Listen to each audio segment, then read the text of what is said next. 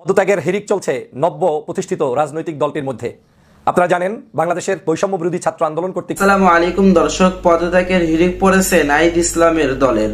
দর্শক, নতুন দল গঠন না করতে করতেই কেন এমন পদত্যাগের হিড়িক পড়েছে, এই বিষয় নিয়ে এবার মুখ খুলেছে ডক্টর ফয়জুল হক। দর্শক, ডক্টর ফয়জুল হক কি বলেছে সেটা আপনারা দেখতে পেন, তাই দর্শক ভিডিওটি সম্পূর্ণ দেখবেন এবং বেশি বেশি শেয়ার করে অন্যকে দেখার সুযোগ করে দিবেন। চলুন দর্শক, সর্বপ্রথম আমরা দেখি সে ডক্টর ফয়জুল হক কি বলেছে। পদত্যাগের হিড়িক চলছে নব্য প্রতিষ্ঠিত রাজনৈতিক দলটির মধ্যে। আপনারা জানেন বাংলাদেশের বৈষম্য বিরোধী ছাত্র আন্দোলন কর্তৃক প্রতিষ্ঠিত নতুন যে রাজনৈতিক দল জাতীয় নাগরিক কমিটি থেকে জাতীয় নাগরিক পার্টি, এই জাতীয় নাগরিক পার্টির গত কয়েকদিন আগে অভিষেক অনুষ্ঠান অনুষ্ঠিত হলো, আত্মপ্রকাশ অনুষ্ঠিত হয়েছে। আত্মপ্রকাশের পর থেকেই আলোচনা সমালোচনায় জর্জরিত এই সংগঠনটি। স্বভাবতই বাংলাদেশে যে কোনো কার্যক্রম শুরু করলে সমালোচনা আলোচনা থাকবেই, সে ভালো কাজ করলেও থাকবে, মন্দ কাজ করলেও থাকবে। কিন্তু নতুন এই সংগঠনটির মনে হচ্ছে যেন সমালোচনার ভার পিছু হটছে না, তাদের গায়ের সাথে লেগেই যাচ্ছে।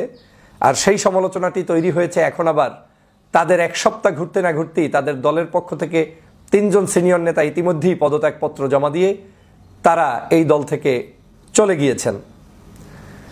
জাতীয় নাগরিক পার্টির যে অভিষেক অনুষ্ঠানটি আমরা দেখলাম, তাদের যে আত্মপ্রকাশ অনুষ্ঠানটি দেখলাম, সে আত্মপ্রকাশ অনুষ্ঠানে বাংলাদেশের বিভিন্ন প্রান্ত থেকে হাজারো ছাত্র জনতা এখানে অংশগ্রহণ করেছেন, বিভিন্ন রাজনৈতিক দলের প্রতিনিধিরা অংশগ্রহণ করেছেন। ছাত্রদের প্রতি স্বভাবতই বাংলাদেশের সাধারণ নাগরিকদের উচ্চমানের একটি আশা আকাঙ্ক্ষা রয়েছে যে ছাত্ররা বাংলাদেশের জুলাই বিপ্লবে যেভাবে আমাদেরকে সাহায্য করেছে, সহযোগিতা করেছে, দেশকে এগিয়ে নিতে যেভাবে তারা প্রচেষ্টা করেছে, সেই প্রচেষ্টা অব্যাহত রেখে আগামীর বাংলাদেশ গঠনেও তারা ভূমিকা পালন করবে। কিন্তু হঠাৎ করে কি এমন ঘটলো, কি এমন হচ্ছে দলটির মধ্যে, যে দলের মধ্যে পদত্যাগের হিড়িক বইছে? মাত্র 1 সপ্তাহ হলো না দলটি গঠন হয়েছে, তার মধ্যেই এটা নিয়ে আসলে এখন রাজনৈতিক অঙ্গনে আলোচনা যেমন হচ্ছে, সমালোচনা হচ্ছে। এই জায়গা থেকেই আজকে আমি আলোচনা করার জন্য আপনাদের সামনে উপস্থিত হয়েছি। আমার কাছে মনে হচ্ছে যেই সকল নেতাকর্মীরা এই দলের ভিতরে ঢুকেছেন এবং আবার বের হচ্ছেন, এরা প্রত্যেকেই কিন্তু বাংলাদেশের আগামীর স্বপ্ন বাস্তবায়নের কারিগর। বাংলাদেশের বৈষম্য বিরোধী আন্দোলন যখন শুরু হয়, সেই আন্দোলনের সময় যারা নেতৃত্ব দিয়েছেন, বিভিন্ন দলের সংগঠনের পিছন থেকে সামনে থেকে গোপনে প্রকাশ্যে যারাই অংশগ্রহণ করেছেন, সবাই কিন্তু দেশপ্রেমিক, সবাই চায় বাংলাদেশকে সুন্দরভাবে বিনির্মাণ করতে। বাংলাদেশের ছাত্র জনতার এই আন্দোলনকে যখন তুঙ্গে উঠেছে, তখন এদেশের রাজনৈতিক সংগঠনগুলো তাদেরকে ব্যাকআপ দিয়েছে, পিছনে বাতাস দিয়েছে। এবং কেউ কেউ মনে করে বাংলাদেশের এই ছাত্রদের যে নেতৃত্বে গঠিত আন্দোলন, এবং আমিও মনে করি, কেউ কেউ না, আমিও মনে করি এদের মধ্যে সিংহভাগই হয়তো বাংলাদেশে যেই দলটিকে শেখ হাসিনা নিষিদ্ধ করেছিল, সেই বাংলাদেশ জামাত ইসলাম, যাদেরকে সম্ভবত 1 তারিখ বা 2 তারিখে নিষিদ্ধ করেছে, আর 5 তারিখে গিয়ে শেখ হাসিনার পতন হয়েছে, সেই সংগঠনের নেতাকর্মীরা এই আন্দোলনের সময় পিছন থেকে ব্যাকআপ দিয়েছে, কৌশলে নেতৃত্ব দিয়েছে ভিন্ন আঙ্গিকে, কিন্তু তারা সেটা সামনে প্রকাশ করেনি। এটা এখন আওয়ামী লীগও স্বীকার করে, ছাত্র জনতাও স্বীকার করে, বিভিন্ন সংস্থাও স্বীকার করে। কিন্তু এর বাহিরে বড় যে শক্তিটি কাজ করেছে সেটা হচ্ছে বাংলাদেশের বড় বড় রাজনৈতিক দল, যেমন বাংলাদেশ জাতীয়তাবাদী দল, তারপরে বাংলাদেশ জামাত ইসলাম, ইসলামী আন্দোলন বাংলাদেশ, এরপরে গণ অধিকার পরিষদের নুরু ভাইয়ের নেতৃত্বে একদল মেধাবী শিক্ষার্থীরা এখানে অংশগ্রহণ করেছে। এক বাক্যে এই আন্দোলনটি ছিল সামষ্টিক।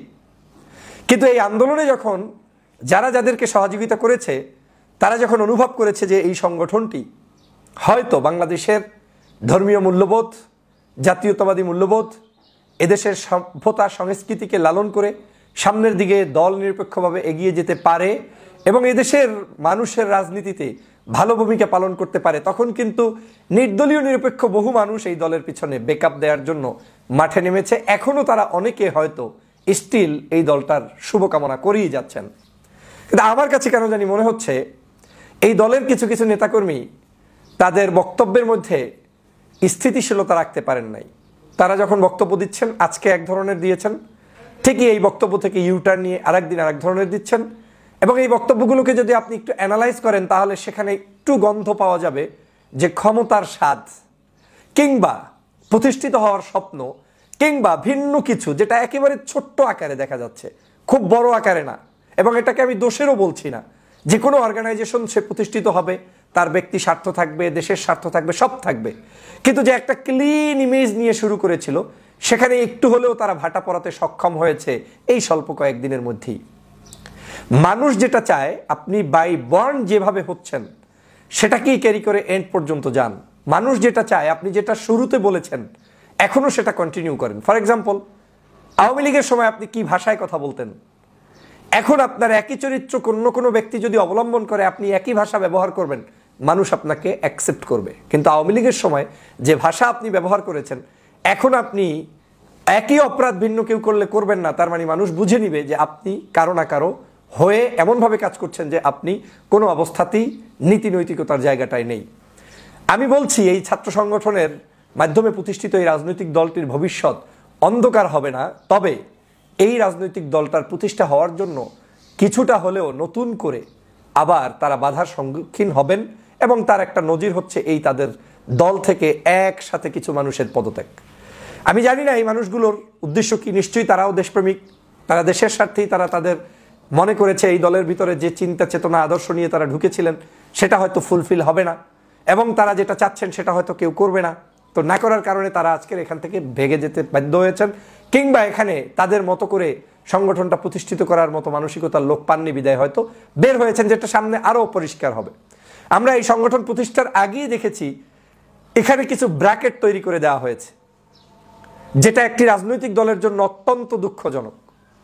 ব্র্যাকেটটা এমন বিএনপিপন্থী কে আছে, জামাতপন্থী কে আছে, শিবিরপন্থী কে আছে, অমুকপন্থী কি আছে। একটা রাজনৈতিক দল যখন এই ব্র্যাকেটের মধ্যে তৈরি হয়ে যায় তখন সেই রাজনৈতিক দল আর পাখা গজিয়ে দাঁড়াতে পারে না। এবং আবার এটাও লক্ষ্য করেছি যখন কেউ কেউ এটাকে শিবির ব্যাকগ্রাউন্ড প্রতিষ্ঠিত করার চেষ্টা করেছে, সেটা আবার না, এটা প্রমাণ করতে গিয়ে ওই জামাত শিবিরপন্থী মানুষগুলোকে একটু কোণঠাসা রাখার মানসিকতাও আপনাকে প্রমাণ করে যে আপনি ন্যায়সঙ্গত জায়গায় নেই। তার মানে আমি কি বোঝাতে চাচ্ছি, দল আমি প্রতিষ্ঠিত করেছি, আমার সাথে যারাই থাকবে তারা নৈতিকভাবে রাইট রাখে, সে জামাত হোক, বিএনপিপন্থী হোক, অন্যপন্থী হোক, যেই আমার সাথে কাজ করবে আমার আদর্শ এবং থিমের উপরে ভিত্তি করে আমরা তাকেই গ্রহণ করব, এই মানসিকতা থাকবে, সেখানে কোনো ডিসক্রিমিনেশন থাকবে না। কিন্তু আমরা পত্রপত্রিকায় কিছু কিছু মানুষদেরকে দেখেছি যে যারা বলেছেন যে এই পন্থী দুজন মানুষ যুক্ত হলেন না, এই পন্থী মানুষরা স্থান পেলেন না, এই পন্থীর ভাগটা করে আমার কাছে মনে হচ্ছে এই সংগঠনটি তাদের স্বকীয়তা হারিয়েছে, এবং তার নতুন কিছু খেসারত তাদেরকে আগামীর মাঠে ময়দানে দিতে হবে। বাংলাদেশের রাজনীতিতে আমরা নিশ্চয়ই খেয়াল করেছি 18 সালের সেই কোটা বিরোধী আন্দোলন, উত্তাল রাজপথ, কিন্তু অনেক তরাই উত্তরাই পেরিয়েও রাজনৈতিক সংগঠন গঠন করে একেবারে পূর্ণাঙ্গ সঠিক এবং কঠোরতম জায়গায় কিংবা বাস্তবতার নিরিখে প্রতিষ্ঠিত জায়গায় কেউ এখন পর্যন্ত পৌঁছতে পারেনি, পারছে না। এর অন্যতম কারণ হচ্ছে এদেশের সভ্যতা, সংস্কৃতি, কালচারে এখনো মানুষ আপনাদের নিউ পিপলদেরকে ইজিলি অ্যাকসেপ্ট করার মানসিকতা তাদের তৈরি হয়নি। যদিও আমি নিউ পিপলদেরকে সবসময় সাপোর্ট দিয়ে চলি এবং নতুনদের কাছে আমি আশান্বিত হই, তাদের নেতৃত্বে দেশ গঠন হবে সেটা আমি সবসময় চাই, তারা এগিয়ে আসবে সেটা আমার প্রত্যাশা, কিন্তু সেই প্রত্যাশা পূরণের জন্য যে গ্রাউন্ড দরকার সেই গ্রাউন্ড এখনো বাংলাদেশের মাটিতে প্রতিষ্ঠিত হয়নি। বাংলাদেশের মাটিতে সেই গ্রাউন্ড তৈরি করার জন্য যে আদর্শিক রাজনীতি দরকার সেটা আমাদের দেশের মানুষ এখনো ক্যারি করতে জানে না, করে না। সে কারণে নতুন রাজনৈতিক দল যারাই আসবে তাদেরকে কারো না কারো বাতাস নিয়েই থাকতে হবে, এবং সে বাতাসটা তো স্পষ্ট। এদেশের রাজনীতিতে মেরুকরণ আছে, ডানপন্থী রাজনীতি, বামপন্থী রাজনীতি, এবং এই ডানপন্থী রাজনীতিবিদ বলতে যাদেরকে বুঝায় তাদের সাথে মানুষের সর্বোচ্চ জনপ্রিয়তা বামপন্থী আওয়ামী লীগের নেতৃত্বে যারা আছেন। যদিও আওয়ামী লীগ দাবি করে তারা ডানপন্থী বলকিরই কেউ একজন, কিন্তু এদেশের জনগণ তাদেরকে ডানপন্থী মনে করে না, তাদেরকে বামপন্থী রাজনৈতিক সংগঠনেরই গুরু ঠাকুর হিসেবেই সবাই সম্বোধন করে। তাহলে দুইটা প্যাটার্নে এদেশের রাজনীতি চলে গিয়েছে, একটা হচ্ছে বিএনপি, জামাত, চরমনাই, এই যে ডান ধারার রাজনীতি, এর সাথে আরো নতুন নতুন কিছু ডান ধারার রাজনীতি আছে, আর একটা হচ্ছে আওয়ামী লীগ, আওয়ামী লীগের সাথে 14 দল 18 দল যারা যারা আছে এই সকল ছোট ছোট রাজনৈতিক দল, তাদের ধারা। কিন্তু এই দেশে সফল হতে হলে আপনাকে কোন ধারায় যেতে হবে? প্রথম ধারাটাই লাগবে আপনার চিন্তা চেতনায় ডান, আদর্শে ডান, কলবে ডান, মুখে ডান, আপনার বিশ্বাসে আপনি ডান, এবং ডানটা এমন ডান যে এই ডানটা হতে হবে ওই পরিমাণ ডান যে আপনার ডানপন্থী কোনো মানুষ ভিন্ন আদর্শের হলেও তার উপরে জুলুম হবে, অত্যাচার হবে, নির্যাতন হবে, আপনি তাদের এই নির্যাতন সহ্য করে থাকবেন না, বরং আপনি প্রতিবাদী হবেন। জামাতের একজন লোক বিপদে পড়েছে, আপনি প্রতিবাদী হলেন। চরমনায়ের একজন লোক বিপদে পড়েছে, আপনি প্রতিবাদী হলেন। ডানপন্থী বিএনপি বা অন্য কোনো রাজনৈতিক দলের একজন ব্যক্তি বিপদে পড়েছে, আপনি প্রতিবাদী হয়ে তার পক্ষে দাঁড়ালেন। এটা যখন পারবেন আপনাকে মানুষ অ্যাকসেপ্ট করবে। কিন্তু আপনি যখন কোনো একজন ব্যক্তি বিপদে পড়েছে কিন্তু লোকটা করে জামাত, তাই তার পাশে দাঁড়াতে পারলাম না, লোকটা করে হুজুরগিরি, তাই তার পাশে দাঁড়াতে পারলাম না, এই আপনি ব্র্যাকেটের ভিতরে চলে গেলেন এবং আপনার ডানপন্থী টেস্ট করা শেষ। আমি তো বাংলাদেশের প্রায়ই ডানপন্থী রাজনীতির টেস্ট করার একটা কৌশল সবাইকে বলে দিয়েছি। শুধু গিয়ে মানুষকে জিজ্ঞেস করবা, এই যে সাইদি সাহেবকে ফাঁসি দিল, গোলাম আজমকে অপবাদ দিল, কাদের মোল্লাকে ফাঁসি দিল, মীর কাসেম আলীকে ফাঁসি দিল, আলী হাসান মুজাহিদকে ফাঁসি দিল, তারপরে সালাউদ্দিন কাদের চৌধুরীকে ফাঁসি দিল, আপনার কাছে কি মনে হয় এই ফাঁসিগুলো কোনো অন্যায় করেছে তাই দিয়েছে নাকি স্বার্থের জন্য দিয়েছে? যখনই ওই ব্যক্তিরা স্বার্থের জন্য দিয়েছে বলে স্বীকার করবে, বুঝে নেবেন লোকগুলো আদতেই হৃদয়ে লালন করে ডানপন্থী এবং ইসলামপন্থী মানুষদের ভালোবাসা। কিন্তু যারা এটাকে বলে এটা ঠিক করেছে, বুঝতে হবে এ লোকের শয়তানিতে ভরপুর, কারণ ঠিক তো করে নাই। তার মানে হচ্ছে ধর্মপ্রাণ মানুষদেরকে ফাঁসি দিলে, অন্যায়ভাবে হত্যা করলেও কিছু কিছু মানুষ খুশি হয়, বুঝতে হবে ওই মানুষটা ডানপন্থী নয়। শুধু সেক্ষেত্রেই না, এদেশের তাকবীরের ধ্বনি, এদেশের ইসলামের ধ্বনি, এদেশের বিভিন্ন পীর মাশায়েখ ইসলামিক অ্যাক্টিভিটিসকে যারা ক্যারি করতে জানে না কিংবা তাদের কার্যক্রম দেখলে কষ্ট পায়, হতাশ হয়, বুঝতে হবে ওই লোকটা ডানপন্থী ধারার নয়। যেমন কেউ যদি বলে হেলিকপ্টারে করে হুজুররা এত টাকা পয়সা পায়, ইসলামিক এত মাহফিল বেড়ে যাচ্ছে, গান হয় না, নাচ হয় না, সবার আগে ধরতে হবে লোকটা হচ্ছে বামপন্থী ধারার। কারণ ওনার কষ্টটা ইসলামের উপরে, ওনার কষ্টটা এইদের মানুষদের উত্থানের পিছনে, ওনার সবসময় অবস্থানটা হচ্ছে ওই বাম ঘেঁষা, উনি ভালোদের কিছু ভালো চায় না।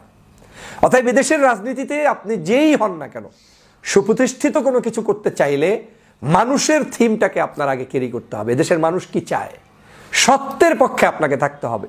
এই সত্যের পক্ষে যখন আপনি অবস্থান নিতে পারবেন, আপনি অটোমেটিক মানুষের ভালোবাসা পাবেন। তবে একদিনই তো আর পাবেন না, একদিনে অর্জনও করতে পারবেন না। হঠাৎ সুলতান যদি কারো হওয়ার মানসিকতা থাকে, তারা হঠাৎ সুলতান হয়ে পড়ে যাবেন, ঝরে যাবেন, নিভে যাবেন, কিন্তু হৃদয়ে স্থান অর্জন করতে পারবেন না। মনে রাখবেন, আমাদের দেশের কনসার্টগুলো, গানের অনুষ্ঠানগুলো, সিনেমা হলগুলো কিংবা ছোট ছোট মাহফিল, বড় মাহফিল যাই হয়, এই যারা যায় এরাই শুধুমাত্র ভোটার নয়। কোটি কোটি মানুষ যারা ঘরের ভিতরে নিবৃতে বসে থাকে, যারা মসজিদে গিয়ে একটু নামাজ পড়ে কিন্তু অন্য কোনো অ্যাক্টিভিটিসে জড়ায় না, সেই মানুষগুলোর চিন্তা করে, কৃষক শ্রমিকের চিন্তা করে, জাতির প্রত্যাশা চিন্তা করে আপনাকে কার্যক্রম হাতে নিতে হবে। এর বাহিরে আপনি যাই কৌশলগত নিবেন লাভ হবে না। তাতে হয়তো শহীদ মিনারে কিছু মানুষ পাবেন যারা এসে আপনাকে বেদিতে ফুল দিবে, কিন্তু এই মানুষের সংখ্যা দিয়ে রাজনীতি হয় না। আপনাকে ফুলও দিতে হবে, কিন্তু যে মানুষগুলো নিবৃতে বসে আছে সেই মানুষগুলোর চিন্তা এবং আদর্শকে আপনার দলের ভিতরে প্রতিষ্ঠিত করতে হবে। যদি সেটা করতে পারেন আপনি দাঁড়াবেন। আমি এই নতুন দলের হোঁচট খাওয়ার কারণে আজকের এই নতুন নতুন কিছু কথা বললাম। তাদের এই তিনজন ব্যক্তি যারা ইতিমধ্যেই পদত্যাগ করেছেন, তারা হচ্ছেন যুগ্ম মুখ্য সমন্বয়ক আবু হানিফ, যুগ্ম মুখ্য সংগঠক উত্তরাঞ্চল হানিফ খান সজীব ও যুগ্ম মুখ্য সমন্বয়ক আব্দুল জাহের। এরা ভালো থাকুক, সুস্থ থাকুক, নতুন রাজনীতিতে তারা যেখানেই অবস্থান করুক তাদের দ্বারা দেশের কল্যাণ হোক, সেটা আমি প্রত্যাশা করি। এবং এই যে ছাত্র রাজনীতির মধ্যে হিরিক পড়েছে পদত্যাগ কিংবা হোঁচট খাওয়ার, এখান থেকেও আমি মনে করি তারা উত্তরণ ঘটাতে পারবে। এবং সে উত্তরণ ঘটাতে হলে সবার আগে তাকে আমি যে এই টিপসগুলো দিলাম সেই দিকে নজর রাখতে হবে। শোনেন, মিডিয়ার সৃষ্টি রাজনীতি টেকে না। আপনাকে হঠাৎ করে কোনো একটা গোয়েন্দা সংস্থা চেপে ধরে কোনো কিছু করে দিলে সেই রাজনীতি টেকে না। রাজনীতি একটি লম্বা সময়, আপনাকে মানুষ মাথার তালু থেকে পায়ের তলা পর্যন্ত বুঝতে সক্ষম হতে হবে লোকটা আসলে কি ধারণা পোষণ করে। ওই ধারণার উপরে আপনি যদি সঠিক ইস্তেকামত থাকতে পারেন আপনি গেইন করবেন, না পারলে পারবেন না কিছুই। এদেশে বহু উত্থান এবং পতন দেখেছি, চোখের সামনে দেখেছি। অতএব আদর্শিক জায়গাটায় আমাদের যত বেশি স্ট্রংনেস থাকবে তত বেশি মানুষের ভালোবাসা আপনি ক্যারি করতে পারবেন। না হয় ধোঁয়াশার রাজনীতি দিয়ে আর যাই হোক আপনি অন্ততপক্ষে বাংলার মানুষের ভালোবাসা পাবেন না। সবাইকে দর্শক, ডক্টর ফয়জুল হকের কথা আপনাদের কাছে কেমন লেগেছে অবশ্যই কমেন্ট করে জানাবেন। আজকের ভিডিও পর্যন্ত, ভিডিও ভালো লাগলে লাইক দিবেন এবং বেশি বেশি শেয়ার করে অন্যকে দেখার সুযোগ করে দেবেন। আসসালামু আলাইকুম।